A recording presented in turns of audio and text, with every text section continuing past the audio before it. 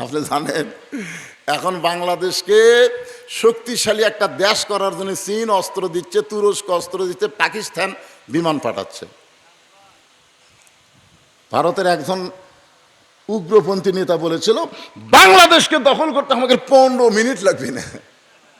আর ইউনূস বলতেছে দখল শব্দ উচ্চারণ কর, ভুল করে যান ভিতরে পাওয়া দেশ না, তোরকে 7 সিস্টার ভাঙ্গে কিন্তু টুকরা টুকরা হয়ে যাবে। মাত্র 15 কিলো রাস্তা, 2টা বোম মারলে ওই 7টা দেশ আমাকে হয়ে যাবে। সুবহানাল্লাহ না কেন? এতে পাকিস্তানের ভারত লাগতেছে, আসলে ভারত কিন্তু লাগবে না, কারণ ভারত জানে পাকিস্তানের খালি পারমাণবিক বোমা নাই, পাকিস্তানের আল্লাহ আছে, আর ভারতের বোমা আছে কিন্তু ভগবানের খাওয়া নাই। যখন কথা ঠিক না, ভগবানের কোনো খাওয়াই নাই, কারণ মুসলমান যুদ্ধ করে মরলে শহীদ, বাঁচলে গাজী। জোরে কোন কথা ঠিক কিনা? আর মালওয়ানের বাচ্চারা মরলে,